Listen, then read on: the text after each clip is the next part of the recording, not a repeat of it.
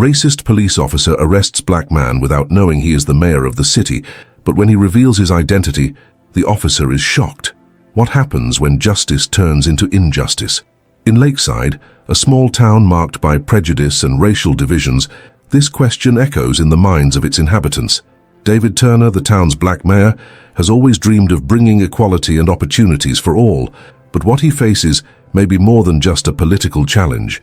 On an ordinary day, a simple walk in the park turns into a nightmare when his life is interrupted by the violence of a police officer. David Turner, a 38-year-old man, grew up in Lakeside and always believed he could make a difference. He returned to his hometown after graduating from law school, determined to fight against the injustices that marked his childhood. The son of manual laborers, he witnessed the struggles his community faced up close. With a modern vision and a heart full of hope, David became a symbol for minorities and the working class.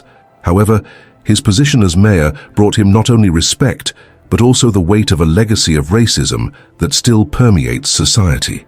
On a warm afternoon, as the sun shone over the green fields and pine forests, David walked through the park, thinking about new projects that could help his town. The sound of children's laughter and the scent of flowers created an atmosphere of tranquility, but he knew that this peace was fragile. As he approached the park's exit, he saw a group of residents discussing the challenges they faced.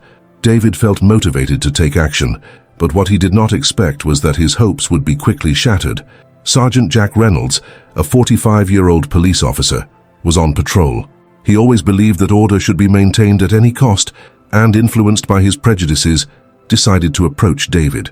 Without recognizing who he was, Jack approached aggressively, asking what a man like him was doing in a quiet place.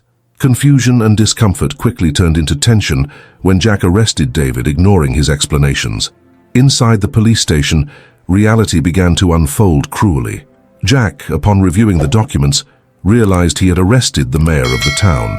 Shock overwhelmed him, but the sense of guilt and the pressure from the conservative elite surrounding him made his position increasingly complicated.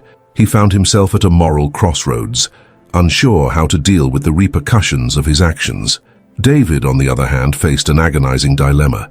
He could sue Jack and expose the racism that permeated the town, but that could further polarize the community. He remembered the struggles his mother, Martha, faced to raise him and his siblings, always fighting for a better life. The voices of his past and hopes for the future mingled in his mind as he pondered the choices that would shape not only his life, but also that of all the residents of Lakeside.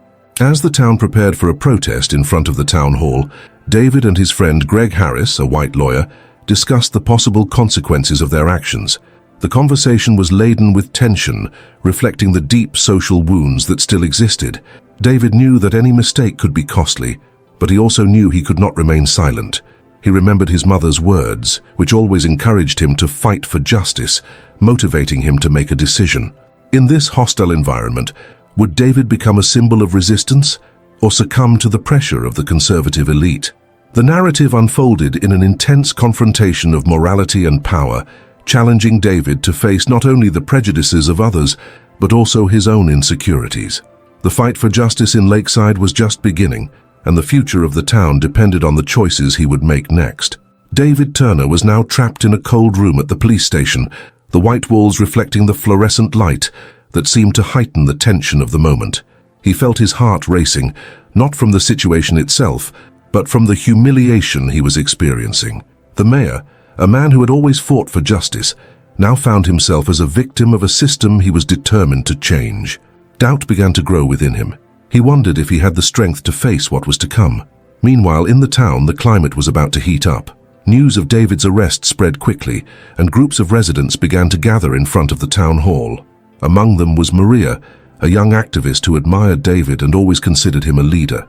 Maria grew up in Lakeside and was well aware of the fight against racism and inequality. For her, the mayor's arrest was a clear example that the change David promised was still far from being achieved. She decided she could not stand by idly and began organizing a peaceful protest in support of him. However, the situation was complex. Greg Harris, David's friend and lawyer, was trying to understand how things could have escalated to this point. He knew that Jack Reynolds was not just a police officer. He was a product of the environment in which he was raised, complicating the situation even further.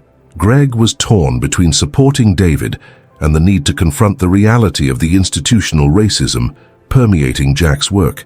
He decided to reach out to other allies in the community and seek help for David. Meanwhile, David was struggling against his own demons. Anger and frustration swirled in his mind, and he wondered if he was truly capable of being the change he so desired. The words of his mother echoed in his head. "Never give up, my son. The fight is hard, but victory is sweet." These memories drove him to seek a solution, but he knew that the path ahead would be filled with obstacles. The pressure was mounting, and he needed to decide quickly how to react. At the police station, the atmosphere was thick. Sergeant Jack Reynolds was trying to justify himself, but the truth was that he was more concerned about the consequences of his actions than the injustice he had committed. The conservative elite of the city, who had always supported Jack, were starting to turn against him. The pressure to distance himself from any responsibility was increasing, and Jack found himself cornered. The idea of a direct confrontation with David seemed more distant than ever, but guilt consumed him. When he was finally released, David felt the weight of the world on his shoulders. He stepped out of the police station and saw the crowd gathering in front of the city hall. There were familiar faces, people he had helped over the years, and that motivated him. But at the same time, the pressure increased. He knew the city was divided, and that any misstep could lead to a larger conflict. Maria, seeing him emerge, ran to him, her hands trembling with emotion. "David, we are with you. We can't let this pass," she said, her eyes shining with determination. But David, even with the strength he felt in the crowd, couldn't help but feel fear. What would happen if people revolted? What if violence spread? He was in a position where he needed to set an example, but doubt paralyzed him. Maria's words resonated in his mind, and he realized he was not alone. Other residents, like Samuel, a former soldier who had seen injustice firsthand, also joined the fight. Samuel knew that David was Lakeside's hope and was willing to support him. But at the same time, he faced his own challenges. The struggle for justice brought back traumas from his past. David then decided he needed to speak to the crowd. He climbed onto a small makeshift platform, and silence fell over the place. He looked at the hopeful and determined faces staring back at him. What would he say? How could he inspire those who were ready to fight? The fear still lingered in his chest, but he realized he needed to be strong, not just for himself, but for all those who believed in him. "I am David Turner, and I am not just a mayor. I am a man of the community, and together we can change this city," he began, his voice echoing through the square. The challenge was set, and he knew that the real fight was just beginning. What would happen next would test not only his strength, but also his deepest convictions. The battle for justice in Lakeside was about to intensify, and David was determined to lead that fight, even if it meant facing his greatest fears. David stood before the crowd, and the pressure seemed to increase every second. He took a deep breath, trying to find the right words to touch the hearts looking at him with hope. But behind that determination, he felt the weight of expectations. The memory of the police station, Jack Reynolds' disdainful gaze, and the doubt consuming him were latent in his mind.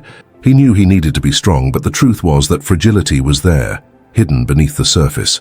As he spoke, he noticed that some faces in the crowd were marked by pain. Samuel, the former soldier, was among them. David saw the tension in his lips, the strength he had shown in the past, now mixed with the uncertainty of the present. Samuel was also fighting his own demons, and that left him vulnerable. What David didn't know was that Samuel's struggle was also a collective fight, a reflection of the experiences of many who were there. With a choked voice, he continued, "Today we are not just a group of people. We are a community that wants to be heard, that seeks justice." The crowd began to respond, their voices uniting in a chorus of support. However, the tension was palpable. There were people who did not see the situation the same way, and David knew that the division was deep. As he spoke, he felt some gazes laden with distrust. Maria, at the front, raised a sign that read, "Justice for all." She was a force of nature, but was also feeling the pressure of the moment. She knew that if things took a violent turn, she could lose everything she had fought for. What started as a peaceful demonstration could transform into a scene of conflict. Maria felt the weight of that responsibility on her shoulders, and it motivated her even more to act, but it also left her apprehensive. The crowd applauded, but deep down, David knew that was not enough. He had to do more. As soon as he stepped down from the platform, the pressure increased. Greg, his friend and lawyer, approached, his face etched with concern. "David, we need a plan. What are we going to do now? This situation won't improve on its own. Greg's voice was firm, but David felt that each word was a reminder of his own uncertainty. I don't know, Greg. The city is divided. If we do something wrong, it could end in violence, David replied, frustration showing in his voice. He was fighting not only against the injustice surrounding him, but also against his own lack of clarity. It was as if every step he tried to take was being pulled back by an invisible weight. At the same time, Jack Reynolds was facing his own demons. The pressure from the conservative elite was growing, and he felt his world crumbling. In a tense meeting with some influential members of the city, he was trying to justify his actions, but the questions were relentless. How could you let this happen, Jack? The mayor is one of us, and now he's out on the streets inciting the population. Frustration and guilt had become an unbearable burden for him. Jack found himself cornered, unsure of whom to turn to. Before we continue with this exciting story, take a moment to subscribe to the channel so you don't miss any more stories. And let us know in the comments which city you're watching this video from. As the tension in the city escalated, David and Maria gathered in a cafe, a place that had become a meeting point for activists. Maria was brimming with ideas, but also with concern. We need to create a movement that is more than just support for you, David. We need to be the voice of change, and that means we must prepare for what may come, she said, determination reflected in her eyes. I understand, Maria, but what if the situation worsens? What if people start getting hurt? I can't be responsible for that, David replied, insecurity clearly evident in his tone. Maria's words sounded like a call to action, but he was still trapped in his internal dilemma. The idea of failing, of seeing the city divide even further, terrified him. Their conversation was interrupted by Samuel, who entered the cafe with a serious expression. We need to act, and quickly. I heard rumors that some people are planning a protest that won't be peaceful. If we don't show that we're united, the situation could spiral out of control, he warned. Samuel's words brought a new wave of dread to David. He was faced with a choice: continue the peaceful fight he had always advocated for, or risk losing control of the situation. The weight of responsibility was becoming unbearable, and David realized that every decision he made affected not just him, but everyone around him. He had to decide whether to confront his fears or allow the circumstances to overwhelm him. The struggle for justice in Lakeside was far from simple, and every step forward seemed to demand a greater sacrifice. David was about to discover that the true battle was not just against the system, but within himself. While David, Maria, and Samuel discussed in the cafe, a wave of concern hung in the air. The atmosphere was tense, and the feeling that something was about to happen was palpable. The conversation flowed between plans and fears, but suddenly a sharp crack pierced the environment. Everyone turned to the door, where a group of young people entered, breathless and visibly agitated. David! Maria! We need to talk to you! Shouted one of the young people, their voice laden with urgency. The group approached, and the expression on their faces made David's heart race. They were known in the community, but had always been seen more as rebels than activists. They are planning an attack. A radical group has come together and wants to stage a violent protest in the main square tomorrow. The young person's words hit David like a punch in the gut. He looked at Maria and Samuel, who, like him, were visibly shaken. The idea that the fight for justice could turn into chaos left him paralyzed for a moment. But this can't happen. We need peace, he murmured, unable to grasp the gravity of the situation. Samuel, sensing the change in atmosphere, took the lead. What can we do? We need to unite now more than ever. If we don't show that we are willing to fight for peace, violence will take over, he said, his voice firm but trembling with concern. David felt torn. He had always advocated for peace above all else, but now the situation seemed to demand a more forceful response. But what if this spirals out of control? What if people get hurt? I can't be responsible for that, David replied, anguish evident in his tone. He was caught between the desire to act and the fear of the consequences. The pressure he felt before now seemed like an unbearable weight. As the conversation unfolded, Maria looked into David's eyes with an intensity he had never seen before. David, you need to realize that sometimes you have to confront fear. We can't let violence take over. We need to be the voice of reason, even if it means risking everything. Her words echoed in his mind, challenging his limited view of the struggle they were engaged in. It was at that moment that a new group of people entered the cafe. Among them was Jack Reynolds. He looked more exhausted than ever, his clothes wrinkled and his gaze empty. Tension filled the air instantly. David recognized him, and for a moment felt a mix of anger and compassion. Jack was part of the problem, but he was also a man lost in his own decisions. I came here to talk," Jack began, his voice trembling. He turned to David, and for a brief moment, their eyes met. "I'm aware of what's happening. It may seem like I'm the villain, but the truth is, I'm as lost as you are. I don't want the city to turn into a battleground." There was a weight in his words, and David saw that behind the facade of power, Jack was just a man dealing with his own shortcomings. Jack's revelation shook David in ways he hadn't expected. He recalled his own doubts, how he felt powerless and insecure. "Do you really think you can change anything now?" David asked, his voice laden with skepticism. But looking at Jack, he saw a man also struggling with his choices, a man who was in some way acknowledging his flaws. "I don't know if I can, but I want to try. I'm willing to listen and collaborate. If there's a chance to prevent violence, I want to be part of it," Jack replied, sincerity in his gaze prompting David to reconsider his own perspective. He realized that perhaps the struggle was not just against the system, but also against the need to allow himself to trust others, even those he had previously considered enemies. The emotional impact of that revelation was profound. David felt his heart race, not only because of the urgency of the situation, but also because of the new possibility that dialogue could be the key to change. He looked at Maria and Samuel and saw the same doubt reflected in their faces. It was time to reconsider his choices, to see that the fight for justice could even include those who had failed in the past. "We need to find a way to unite our voices, even if it means overcoming our differences," David said, his voice now more confident. He realized that the true battle was not only against injustice, but also against his own fear of failure. The struggle was just beginning, and now more than ever he needed to decide whether to take the reins of his destiny and allow himself to move forward into a new chapter. David felt a whirlwind of emotions as he realized that the situation had changed drastically. Jack's proposal to join forces sounded like a light at the end of the tunnel, but he also knew that it wouldn't be easy. The idea of collaborating with someone he had previously seen as an adversary left him confused. The weight of responsibility now felt even heavier, as he understood that his decisions could affect not only his life, but the lives of the entire community. As the group of young people discussed frantically what was to come, David stepped back a little, seeking space to think. He leaned against the cold wall of the cafe, observing the scene around him. Maria and Samuel continued to debate, gesturing fervently, but David's mind was distant. He wondered if he could really trust Jack, and if an alliance between them was feasible. The fear of the unknown consumed him, but a new determination was beginning to form within him. The conversation in the cafe intensified. The young people talked about strategies for peaceful mobilization, while Jack tried to offer a different perspective on the situation.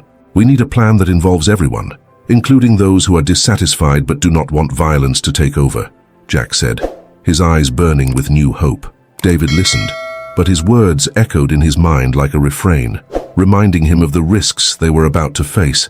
After a while, David decided to join the group again. He felt he needed to take a stand, even if his voice trembled. "If we are going to do this, we need to make sure everyone is on the same page. We cannot allow anger and fear to take over. We have to be the change we want to see," he said, his words filled with emotion. He noticed that Samuel and Maria supported him, nodding their heads and showing that they were ready to act. However, the road ahead would not be easy. In the following days, David faced a series of new obstacles. The idea of uniting different groups and people with divergent opinions was more difficult than he had imagined. Many were so consumed by anger and frustration that they saw no value in seeking dialogue. He began to feel that the task of promoting peace could be more challenging than the fight against the injustice that had initially united them. In one of the meetings they organized, David sat at a long table, surrounded by tense and worried faces. He saw resistance in the eyes of some people who were willing to confront Jack and the young people who came in search of peace. "How can we trust you after everything that has happened?" "You were part of the problem," a woman shouted, her voice heavy with pain and anger. David felt the weight of the accusation on his shoulders. He remembered how often he had felt powerless, but now he was in a position where he could try to change things. "I understand your pain," David replied, trying to remain calm, "but we need to look to the future. If we continue to divide ourselves, what will happen tomorrow or a month from now? Violence will not bring the justice we seek." He realized he was speaking not only to others, but also to himself, trying to reinforce his own determination. After that meeting, David sat alone in a park, watching the leaves fall from the trees. He felt increasingly pressured. The weight of expectations and the responsibility of leading a change left him distressed. Maria's words echoed in his mind. Confront the fear. He knew that to truly make a difference, he needed to face his own fears and insecurities. That night, David decided to write a letter, not only to others but also to himself. He expressed his doubts, his hopes, and his determination to fight for a better future. As he put his feelings on paper, he felt a lightness, as if he were releasing some burden that had been tormenting him. He reminded himself that he was not alone in this fight. Maria, Samuel, and even Jack were by his side, ready to face the challenges. As the days went by, David began to realize that the journey for peace and justice would be filled with ups and downs. Every step forward was accompanied by new difficulties, but also by moments of solidarity. He learned that even amidst chaos, hope could flourish, and that true transformation required patience and courage. The struggle was far from over, and now he knew that instead of acting alone, he had the strength of a community willing to face whatever lay ahead. David observed the movement of the city around him, people coming and going, each with their own stories and struggles. He felt like an intruder in his own world, a young man trying to find his place amid the chaos. Jack's proposal still echoed in his mind, and the idea of joining forces with someone he had once seen as an adversary left him torn. But at the same time, there was a growing desire to make a difference. In the days that followed, David faced the greatest challenge of his life, trusting himself. He often wondered if he truly had the ability to lead and inspire others. Insecurity consumed him, but he decided he could not give up. He needed to confront his fears. On a sunny morning, while walking through the park, he remembered his mother's words, who always told him that courage was not the absence of fear, but the ability to act despite it. Inspired, David took a deep breath and decided he would not let fear paralyze him. He approached Maria and Samuel, sharing his doubts. He confessed that sometimes he felt he was not good enough for this. Maria, with her encouraging nature, responded that everyone feels that way sometimes. The important thing is that he was there, trying to make a difference. That was already a big step. That conversation was a turning point for David. He realized he didn't have to carry the weight of the world alone. Accepting help and support from his friends was a sign of strength, not weakness. This new understanding led him to reflect on what success really meant. He had always associated success with material achievements and high social status, but now, seeing the struggles of his community, he began to understand that true success lay in the ability to promote positive change and the impact he could have on the lives of those around him. The wealth he sought was not measured in money, but in genuine connections and the love he cultivated for his community. When the next meeting was called, David was more prepared. He sat at the table, surrounded by worried and anxious faces. The tension in the air was palpable, but instead of letting it shake him, he remembered the lessons he had learned. He resolved to share his experiences and feelings, opening his heart. He started by saying that he also felt fear, but he believed that together they could find a way. They needed to listen to each other and learn from their experiences. Change begins with empathy. As he spoke, he saw the expressions of others change. People who had initially been hostile began to relax and listen. It was as if his words had created a bridge between them. David realized that by sharing his vulnerabilities, he was not only empowering himself, but also helping others connect on a deeper level. Friendship and solidarity began to blossom among the group, filling him with hope. However, not everything was easy. There were moments of failure and new beginnings. On one occasion, a conflict erupted between two distinct groups, and David felt powerless as he watched the tension rise. He remembered how he had felt in his first meeting, insecure and lost, but instead of succumbing to despair, he decided to intervene. Calmly, he sought to understand the source of the disagreement, and by facilitating dialogue, managed to help the groups reconcile. This episode not only strengthened his confidence, but also solidified his position as a leader. David's journey was filled with life lessons. He learned the importance of patience and dialogue, the need to listen before being heard, and that true strength often lies in vulnerability. As time passed, he saw his community transform. Friendships that once seemed unlikely became powerful alliances, and the anger that had previously dominated hearts began to give way to hope and understanding. David looked back and saw how much he had grown. He was no longer the insecure young man who hesitated to take a stand. Now he was a beacon of hope, a symbol that change was possible. And, more importantly, he had learned that true strength lies in recognizing that, even amid adversity, it is possible to find support, grow, and together build a better future. David was about to face the greatest challenge of his life. The tension in the meeting was palpable, and he could feel the weight of all the gazes on him. The conflict between the two groups, which seemed to have taken on uncontrollable proportions, was about to explode. Voices were rising, gestures were becoming aggressive, and frustration hung in the air like a heavy cloud. He knew that if he didn't do something quickly, everything he had built could crumble. He took a deep breath, recalling the supportive words of Maria and Samuel. This was the time to act. With a calm gesture, he asked everyone to stop. He said they needed to listen to each other. They were all there because they wanted the same thing, a better future for their community. But if they continued like this, they would get lost in anger and distrust. At first, some remained skeptical, but David didn't give up. He looked into each of their eyes, trying to convey the sincerity of his desire to help. He admitted that he too had felt lost, fear, and insecurity. But together, they could transform that. They needed to talk and understand the roots of what divided them. After a moment of hesitation, someone from the opposing group raised his hand.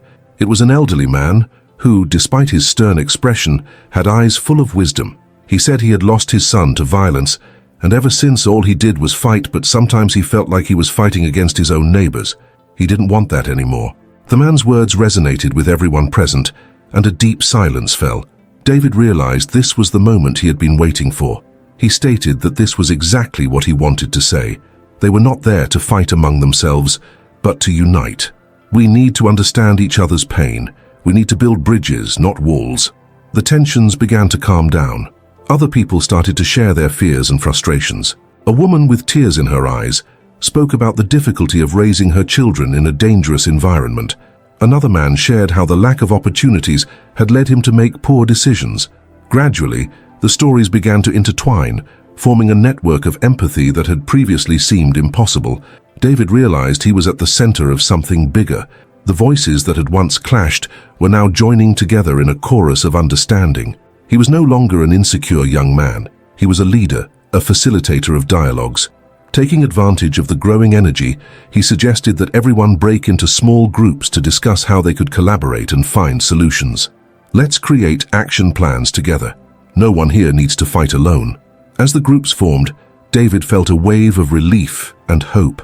He saw friends and enemies beginning to embrace, sharing laughter and ideas.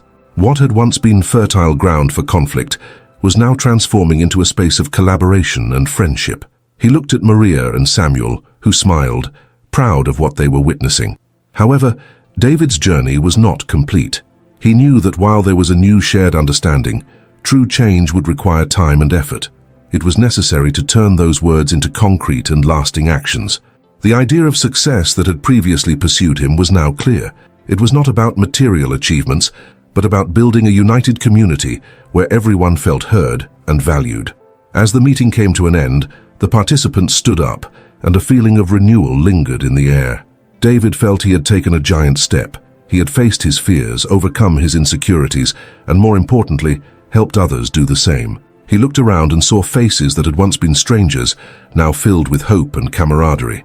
In that moment, David understood that the true value of leadership was not in being the strongest or the most influential, but in being able to connect people and guide them toward a common goal. He had become not just a leader, but a friend. And so, as the city continued to pulse around him, David smiled, knowing that the transformation he so desired had already begun. The journey was far from over, but now he was certain that together they could face any challenge that lay ahead. Friendship, love, and empathy were the true riches he sought, and at last, David had found his place in the world. David observed his surroundings as the meeting participants dispersed. The energy that had once been heavy and conflictual now pulsed with new vigor. Conversations flowed and laughter echoed as if the entire city was breathing a sigh of relief. He felt a mix of relief and satisfaction. What had started as a confrontation was transforming into an opportunity for healing and collaboration. As he walked out of the hall, David encountered the elderly man who had shared his pain. The man looked at him with gratitude. "You did it, young man. I never thought I would see this day. Thank you for helping us find a way." David smiled, but his mind was filled with reflections. He knew that this was just the first step of a long journey. We are just getting started. We need to keep this dialogue going and work together. Change takes time, but it's worth it. The conversation with the man made him think about his own journey. He had faced his fears and insecurities, and now saw that he was not alone.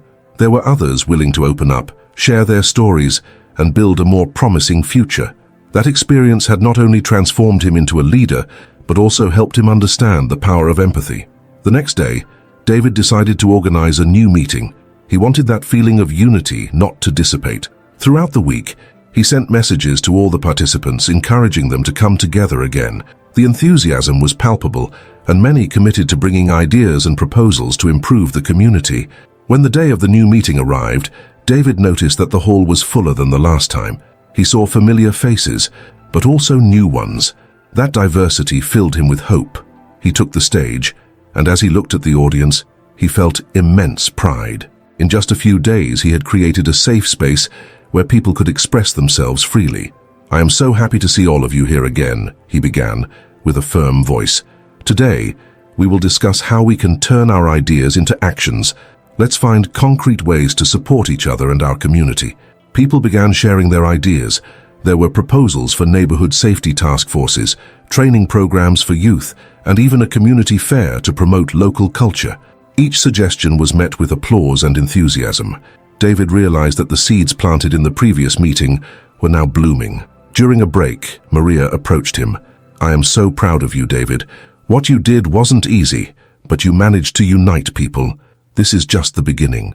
"I couldn't have done it without everyone here," David replied humbly. "We are all in this together.